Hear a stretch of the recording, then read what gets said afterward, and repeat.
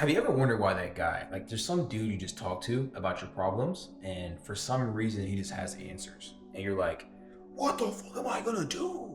He's just like, bro, just do this. That guy has a guy that does that for him, and I guarantee that guy has a guy that does that for him.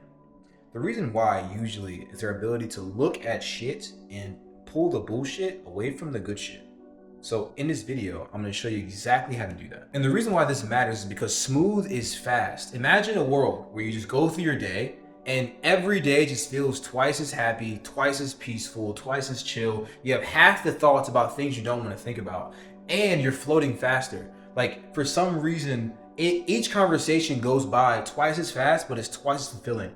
How would that change your life? How would conversations with your girlfriend, with your parents, with your family change day by day if when they talk to you, they felt lighter instead of heavier? Even you, how would you feel after every conversation you felt lighter because you actually showed and communicated effectively what you really wanted? And you weren't tainted by indecision, tainted by a cloud over your mind. When this cloud's removed, what does it leave? Another reason why you should try to clear your brain. A clear ability to take in the moment. It gives you peace. When you're on a date with a girl and you look at her and she can tell you're not in the moment, she thinks you're there for the wrong reasons. You're there because you want to connect. You want to connect with her. You want to connect with her family, see who she is, but she can't see that because you're clouded with your own thoughts. You're worried about money. You're worried about next year. You're worried about tomorrow, yesterday, the past. What your parents did when you were freaking 6-year-old, your trauma. When you saw her skirt, you're worried about what the color she had on because it reminded you of that girl that did not talk to you when you were in 5th grade because you were a bitch. What does that mean? Yes, you probably were gay at that time. Yes, it probably was bad. You probably messed up. But does that matter right now? No. You need to operate now with her. You need to be present with her, confident. Ignore your insecurities or address them in your brain in a way you can move forward. It brings you peace. It brings you aura. It gives you confidence. This is what you want. I want it. Another reason why this matters is because in today's world, most of our anxieties come from unexpressed internal desires. Primal things you think to do, things you wish you could do, but are inappropriate based upon trying to uphold a societal standard. For example, let's say you see a girl and you want to flirt with her, right? Something like that. Or you have a friend and you actually want to go speak, you want to connect, but you're worried about situation, you're worried about talking about gym, you're worried about expressing things like going out and conquering things. When you're in a corporate environment, it's hard to say, yeah, I want to be the best here because people don't respond positively to that. There's 8 folks in a corporate setting and one guy wants to conquer the freaking business. Then everybody looks at that and says, oh, this guy's weird. This guy's flexing too much. This guy's weird about his body. Why is he always trying to show us what he's doing? Even though you're just being yourself. There's a natural aspect to flaunting the things you have, to being confident. There's a natural aspect to having genuine friendships. There's a natural aspect to showing you who you actually are to people around you. For example, the best relationships I've ever had in my life. One of these, I actually learned half of this from the dude sitting in this room right now, is pretty much how to have genuine connection. Being more honest is better than trying to ping one emotion. So when I was slightly less social in a way, I'm still working on it, but when I was like super young, I was like quiet kid, A's only, grades, keep to myself type guy, autistic, right? That dude, when he saw a someone he wanted to connect with, he would try to ping the good emotion. I want them to feel good. I want them to see me as good. I want them to be happy when they're around me. Ping, ping, ping, ping, only on that. What I learned was people create genuine connection by being pinged on the spectrum of emotions. It's especially powerful from men to women. So if you talk to a girl and there's a guy that's kind of an asshole sometimes he's mean, sometimes he's happy, sometimes he's like telling her he loves her, sometimes he's ignoring her. You can be super, super calculating and like super all like autistic about it and try to decide which emotions you're going to ping in her, or you can try to like just be genuine. And both options lead to the output of her genuinely seeing who you are, feeling authentic. When someone when you're putting forward too much of one ping of emotion, the brain interprets that as lying.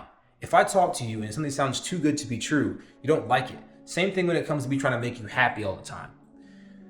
There's things like you be driving in a car, you want to go somewhere, you just honestly say that. You get things like, oh, bro, pull up here. And they're like, nah, I'm doing this right now. If you can communicate your boundaries better, tell someone no, tell someone yes, be honest.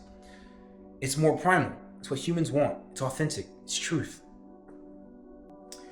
And being able to clear your mind and make decisions faster is going to, 1, make you more authentic, and then 2, allow you to move faster, as shown from the situation. An example of this in practice is, let's say you're talking to your bro and you're like, should I text her? Should I not? You've been texting her for a while, calling her back and forth for a few days, but she ghosted you twice and you're sitting there debating about it, right? So in this situation, you can text her again after she already ghosted you, or you can stop. She obviously has feelings for you. You obviously know you have inside information that she was interested in you in the beginning, and that you can like pretty much close on this tonight or tomorrow if you actually show her you care and connect the dots, right? You're deciding whether to text her or not. Your text could come off as needy, or it may come off as you showing her you actually care. That's what she needed to be able to come over to see you. You're stuck. You're like, should I text her? You're sitting there thinking in your thoughts. It's like a little cloud happening in your brain. You're right here. You're on the diving board, looking down at the pool of reality, and the action is to jump off. When you're looking at this pool, there's a mix of two things: rationalizations and reality.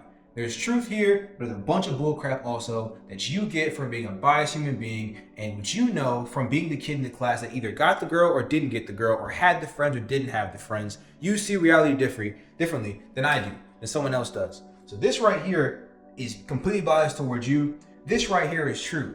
And we're all emotional creatures. This is like human brain. This is me. This is my brain, my eyeballs, looking at truth, right? And if I'm an emotional creature, if I can't use truth to my benefit, I'm going to ignore truth. If I can use truth to my benefit, then I will see more of truth.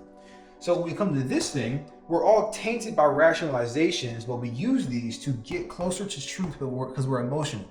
No one is fully in truth at any time. And if we are, we have the emotional backbone to think about this.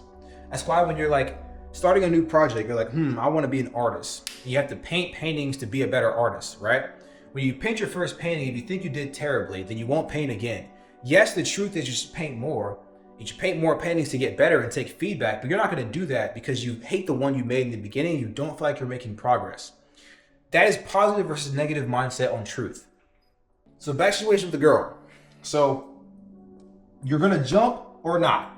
Text her or don't text her. This is the pool down here. The reality is, if you don't text the chick, you're not going to talk to the chick. You're not going to date her. The rationalizations are around the fact of how she could respond if you say what. She might think this, I might think that. Remove all that. The truth is, you'll get data back by texting her. Did you already text her? What'd you learn? Okay. Are you okay with the worst case scenario that could happen if it goes badly? She has thoughts about you. Yes. She has an interpretation about who you are as a person, and your text, what she responds or thinks after that text is sent, will be shown to you after you send it. All you can do is be yourself and be honest. When you clear up all the gobbledygook, what's left is you want to communicate with the chick you want to see. So send her the text and see what happens. Or don't. If you're not okay with the risk of her not responding to you, then you shouldn't text her. If you're not okay with the risk of the text you sent being too provocative, make it less provocative and then go from there. It doesn't matter. But with that thought process, all of a sudden you go from, should I do it? Should I not? Am I weird? Am I not? Is it bad? Is it not? To, okay, I feel weird about the fact I feel like she thinks that I'm being too pushy. I'm going to send her a chill text, see where she's at. Then you can go back to eating your cereal and do your next task. So that's the difference between, that's how a peep into the idea of how to separate rationalization from reality. And everyone that you think clears your brain is literally just separating these two for you. They know the relationship more intimately between the emotional thoughts that allow you to take in the truth of what you're trying to do toward your goals. Because your goals are based in truth. If you want to be strong, you have to lift weights.